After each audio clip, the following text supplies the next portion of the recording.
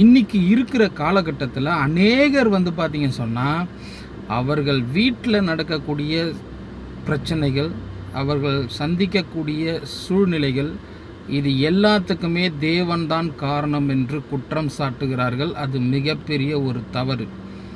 வேத வசனம் ரொம்ப தெளிவாக நமக்கு சொல்லுது, சோதிக்கப்படுகிற எவனும் நான் தேவனால் சோதிக்கப்படுகிறேன் என்று சொல்லாதிருப்பானாக. பொல்லாங்கான காரியங்கள், தீமையான காரியங்கள் நம்ம வாழ்க்கையில் நடக்குதுன்னு சொன்னால் அதுக்கு கர்த்தர் காரணம் இல்லை அப்படிங்கிறத நாம் ஒவ்வொருவரும் அறிந்து கொள்ள வேண்டும். இன்னைக்கு அநேகர் பாஸ்டருங்களே சொல்கிறாங்க, உன் வாழ்க்கையில் கர்த்தர் என்ன பண்ணுவார், நீ அடங்கலைன்னா உன் காலை உடைப்பார், உன் கையை உடைப்பார், உன்னை என்ன பண்ணுவார், அவர் அடிக்கிற அடியில் நீ எப்படி இருக்க போகிற பாருன்னு சொல்லி இப்படி என்ன பண்ணுறாங்கன்னா ஒரே சபித்தலான வார்த்தைகளை பேசக்கூடிய அநேகர் பாஸ்டருங்க என்ன பண்ணுறாங்க இன்றைக்கி இந்த உலகத்தில் வாழ்ந்துக்கிட்டு இருக்கிறாங்க. அவங்கெல்லாம் உண்மையிலே பாஸ்டர் தானான்னு எனக்கு டவுட்டாக இருக்குது. நல்லா புரிஞ்சுக்கங்க, வேத வசனம் சொல்லுது, சோதிக்கப்படுகிற எவனும் நான் தேவனால் சோதிக்கப்படுகிறேன் என்று சொல்லாதிருப்பனாகன்னு வசனம் சொல்லும்போது, இன்றைக்கி பாஸ்டருங்க நம்ம வாழ்க்கையில் நடக்கக்கூடிய, விசுவாசிகளுடைய வாழ்க்கையில் நடக்கக்கூடிய சின்ன சின்ன பிரச்சனைகளை அவங்க என்ன சொல்கிறாங்கன்னா, இதுக்கு நீ உன்னுடைய ஒழுக்கமற்ற நிலைமையினால் கர்த்தர் என்ன பண்ணுறாரு, உனக்கு இப்படிப்பட்ட ஒரு அடி கொடுத்துருக்கிறாரு. இந்த அடியை நீ வாங்கிட்டு என்ன பண்ண, ஒழுங்காக கர்த்தரிடத்தில் சேரு, அவரிடத்துல என்ன பண்ணு, நீ தஞ்சம் புகுந்துக்கோ. நீ பண்ண தம்பி நிமித்தமாக தான் கர்த்தர் உன்னை என்ன பண்ணியிருக்கிறாரு, இந்த அடி உனக்கு கொடுத்துருக்கிறாருன்னு சொல்லிட்டு ரொம்ப வாய் கூசாமல் என்ன பண்ணுறாங்க, சொல்கிறாங்க. இது எந்த விதத்தில் நியாயமாக இருக்குன்னே தெரில. ஆனால் வேதம் நமக்கு சொல்லுது, அவர் நன்மை செய்கிறவராய் சுற்றி திரிந்தார்னு. அப்படி நன்மை செய்கிறவராய் சுற்றி திரிந்தவரை சுவிசேஷத்தை சொல்லுங்கன்னு சொன்னால் இப்படி ஒரே சாபமான விஷயங்களை பேசி விசுவாசத்தை வளர செய்யக்கூடிய போதகர்கள், விசுவாசத்தை அதிகரிக்க செய்ய வேண்டிய போதகர்கள், அவர்கள் ஏண்டா சபைக்கு வந்தோங்கிற ஒரு நிலைக்கு என்ன பண்ணுறாங்க, அவங்கள கொண்டு போகிறாங்க. இது ரொம்ப மனதுக்கு வருத்தமான ஒரு செயல். இது வேதத்துக்கே எதிரான ஒரு செயல். நல்லா புரிஞ்சுக்கங்க, என்ன அவர் அழிக்கணும்னு சொன்னால், என்னைக்கு பாவம் செஞ்சானோ ஆதாம அன்னைக்கே அவனை சாகடிச்சிருக்கணும். தேவன் அப்படி செய்யலை. இன்னொரு உதாரணம் சொல்கிறேன். அவனுடைய ரட்சிப்பு, அவனை எப்படி திரும்ப என்னிடத்தில் கொண்டு வரணுங்கிறதுக்கான வழிகளை தான் அவர் செய்தாரே தவிர அவனை ஒருபோதும் கடிந்து கொள்ளவில்லை. ரெண்டாவது, வேதத்தில் இயேசு வாழ்ந்த காலகட்டத்தில் அவரிடத்துல அநேகர் என்ன பண்ணிகிட்டு இருக்கிறாங்கன்னு சொன்னால், அவரிடத்துல நன்மையை பெற்றுக்கொள்ளுகிறார்கள். ஒரு விபச்சார ஸ்திரீ வரா, தேவன் அவளை என்ன பண்ணுறாரு, குணப்படுத்துகிறாரு. குணப்படுத்துனது மட்டும் இல்லை, குணப்படுத்தி அந்த விபச்சார ஸ்திரீ இனி பாவம் செய்யாதுன்னு சொல்லி அனுப்புகிறாரு. ரெண்டாவது, அந்த திமிர்வாதக்காரனை என்ன பண்ணுறாங்க, வீட்டின் ஓட்டை பிரித்து கீழே இறக்குறாங்க. நீ என்ன பண்ணாத, பாவம் செய்யாத. எல்லாரிடத்துலையுமே அவர்கள் செய்த அந்த பாவத்தின் நிமித்தமான அந்த காரணத்தினால தான் என்னாச்சு, அவர்களுக்கு அந்த சூழ்நிலை உண்டானது. இதுக்கு கர்த்தர் ஒருபோதும் காரணமாக முடியாது. ஆனால் நமக்கு சொல்கிறது என்னன்னு சொன்னால், நீ ஒழுக்கமாக இல்லைன்னு சொன்னால் உன் காலை என்ன பண்ணுவார், கர்த்தர் உடைப்பார். உன் குடும்பத்தில் நீ ஒழுங்காக இல்லைன்னு சொன்னால் உனக்கு என்ன பண்ணுவார், இப்படிப்பட்ட பிரச்சனைகளை உனக்கு என்ன பண்ணுவார், செய்வார் அப்படின்னு சொல்லி அநேகர் என்ன பண்ணுறாங்கன்னு சொன்னால் தப்பு தப்பாக என்ன பண்ணுறாங்க, போதிக்கிறாங்க. நம்ம வாழ்க்கையில் நடக்கக்கூடிய தீமையான காரியத்துக்கு தேவன் காரணம் இல்லைன்னு ரொம்ப தெளிவாக வேத வசனம் நமக்கு சொல்லுது. ஆனால் இன்றைக்கி என்ன சொல்கிறாங்க, நீ என்ன பண்ணுற, உன் இஷ்டத்துக்கு நீ சுற்றுற, நீ கடவுளுக்கு பயப்படுற பயம் உனக்குள்ளே இல்லை, அதனால தான் கடவுள் உனக்கு இப்பேற்பட்ட ஒரு அடி கொடுத்துருக்கிறாருன்றாங்க. நான் வண்டி சரியாக ஓட்டாமல் கீழே உயிர்ந்து காலில் அடிப்பட்டதுன்னு சொன்னால் இது கர்த்தர் உனக்கு கொடுக்குற அடி. நீ என்ன பண்ணோம், திருந்தி ஒழுங்காக என்ன பண்ண, தேவனிடத்தில் சேரு அப்படின்னு சொல்லி என்ன பண்ணுறாங்கன்னு சொன்னால், அவர்கள் சொல்லக்கூடிய அந்த காரணத்துக்கு தேவனை என்ன பண்ணுறாங்க, யூஸ் பண்ணுறாங்க. அது மிகப்பெரிய ஒரு தவறு. அது வேதத்துக்கே புறம்பான ஒன்றுன்னு நல்லா புரிஞ்சுக்கணும்.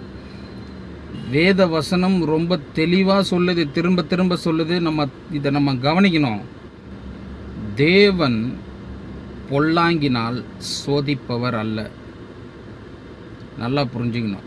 தீமையான காரியத்தை உன் வாழ்க்கையில் செய்யக்கூடியவர் தேவன் இல்லை என்பதை நீங்கள் அறிந்து கொள்ள வேண்டும்.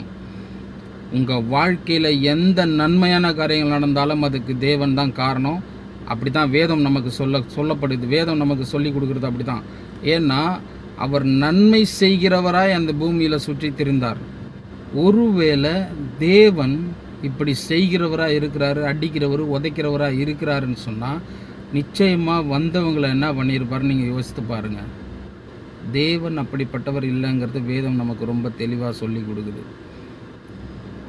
பிறகு எப்படி அவனுக்கு பிரச்சனை வருது அப்படின்னு பார்த்தீங்கன்னு சொன்னால், அவன் தன் சுய இச்சையினால் இழுக்கப்பட்டு சிக்குண்டு சோதிக்கப்படுகிறான். அவனுடைய இச்சையினால் என்ன பண்ணுறான், சில பிரச்சனைகள் அவனுக்குள்ளே வருது.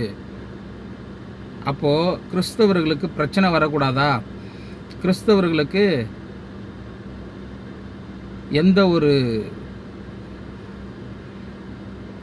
விஷயங்கள், அதாவது எந்த ஒரு சோதனைகளும் நமக்கு வரக்கூடாதா அப்படின்னா அப்படி சொல்ல. 2வது வசனம் பாருங்கள். என் சகோதரரே, நீங்கள் பலவிதமான சோதனைகளில் அகப்படும் போது, அப்போ பிரச்சனையில் நம்ம இருக்கும்போது, சோதனைகளில் நம்ம அகப்படும் போது நம்மளுடைய அந்த எண்ணங்கள் எப்படிப்பட்டதாக இருக்கணும்னு வேதம் நமக்கு சொல்லிக் கொடுக்குது. என்ன பண்ணுது?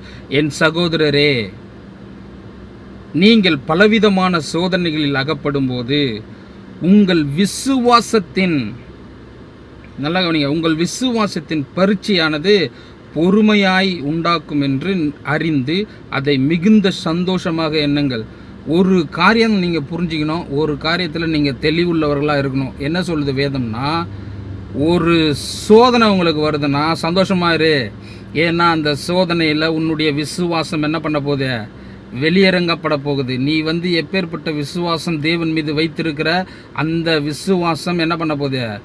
நீ தேவன் மீது வைத்திருக்கிற விசுவாசம், அதில் நீ வெற்றி காண போகிற அப்படிங்கிற விஷயத்தில் மைண்டில் வச்சு என்ன பண்ண சந்தோஷப்படுது வேதம். கவனிக்கிறீங்களா? என் சகோதரரே, நீங்கள் பலவிதமான சோதனைகள் அகப்படும்போது, பலவிதமான சோதனைகள், பணம் இல்லாத பிரச்சனையாக இருக்கலாம், வியாதியாக இருக்கலாம், இல்லாமையாக இருக்கலாம், வருத்தமாக இருக்கலாம், யாராவது ஏதாவது நம்மளை என்ன பண்ணலாம், காயப்படுத்துகிற மாதிரி சில வார்த்தைகளை பேசக்கூடிய விஷயங்களாக இருக்கலாம். இது எல்லாமே பலவிதமான சோதனைகளில் அகப்படும்போது வேதம் சொல்லுது பாருங்க, உங்கள் விசுவாசத்தின் பரீட்சையானது பொறுமையாய் உண்டாகும் என்று அறிந்து அதை மிகுந்த சந்தோஷமாக எண்ணுங்கள். அந்த பிரச்சனையிலிருந்து தேவன் எனக்கு என்ன பண்ண போகிறாரு? வெற்றியை கொடுக்க போகிறார். அந்த பிரச்சனையிலிருந்து தேவன் எனக்கு என்ன பண்ண போகிறாரு? விடுதலை கொடுக்க போகிறார். அந்த பிரச்சனையிலிருந்து தேவன் என்ன பண்ண போகிறாரு? அவருடைய மகிமைக்கென்று என்ன பண்ண போகிறாரு? விடுதலையாக்க போகிறார் என்று சந்தோஷமாக எண்ணி அந்த பிரச்சனையை நம்ம என்ன பண்ணோம்? ஃபேஸ் பண்ணோன்னு வேதம் நமக்கு சொல்லி கொடுக்குது. கர்த்தரை குறை சொல்கிறதுக்கு இல்லை, தேவனை குறை சொல்கிறதுக்கு இல்லை. கவனிக்கிறீங்களா? அந்த மாதிரிலாம் பேசும்போது ரொம்ப வருத்தமாக இருக்குது பாருங்கள். நமக்கு ஏதாவது ஒரு சின்ன அசம்பாவிதங்கள் ஏற்படுதுன்னு சொன்னால் அதுக்கு தேவன் காரணம் குறை சொல்கிறத முதல்ல என்ன பண்ணணும்? நிப்பாட்டணும். அப்படி சொல்லக்கூடாது. விளையாட்டுக்கு கூட என்ன பண்ணாதீங்க, அப்படி சொல்லாதீங்க. நீங்கள் தேவனுக்கு பிரியமானவர்கள், நீங்கள் தேவனுடைய ஊழியக்காரர்கள் என்று எண்ணி இந்த பொறுப்பை உங்ககிட்ட தேவன் கொடுத்துருக்கிறாரு. கொடுத்தவர் அசிங்கப்படுத்துகிற மாதிரி இல்லையா? கர்த்தர் உன் காலை ஒடிப்பார், உன் கையை ஒடிப்பார், உன்னை என்ன பண்ணுவார்? நசுக்கி போட்டுருவார். இப்படியெல்லாம் நீங்கள் சொல்லும்போது எப்பேற்பட்ட ஒரு தேவன் எவ்வளவு வருந்துவார்னு நீங்கள் கொஞ்சம் யோசிக்கணும்.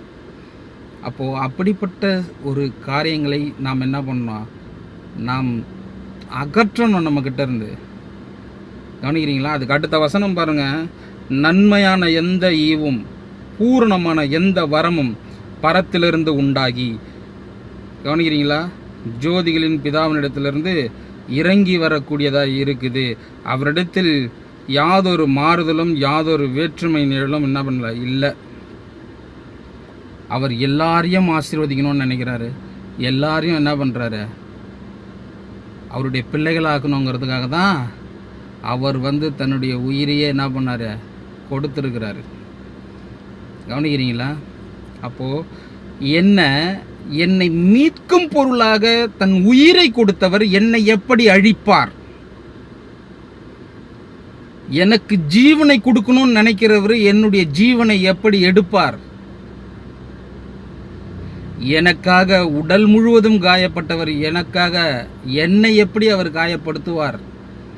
இதெல்லாம் சிந்திக்கிற ஒரு இருதயமாக இருந்துச்சுன்னு சொன்னால், இதெல்லாம் சிந்திக்கக்கூடியவர்களாக இருந்தாங்கன்னு சொன்னால் தேவன் மீது குற்றம் சாட்ட மாட்டார்கள். இதை கேட்கிற ஒவ்வொருவரும் பாருங்க, ஒரு நாளும் ஒருபோதும் தேவனுக்கு எதிராக நாம் என்ன பண்ணக்கூடாது, இந்த விஷயங்களை, இப்படிப்பட்ட வார்த்தைகளை உபயோகப்படுத்தவே கூடாது. அதை தேவன் என்ன பண்ணுறாரு, தேவனுக்கு விரோதமான ஒரு வார்த்தைகளாக இருக்கும். கவனிக்கிறீங்களா? அப்போது அப்படிப்பட்ட அந்த வார்த்தைகளை அறியாமல் கூட நம்ம என்ன பண்ணக்கூடாது, சொல்லக்கூடாது. எனக்கு நன்மை செய்யும்படி தன் உயிரை கொடுத்திருக்கிறார்.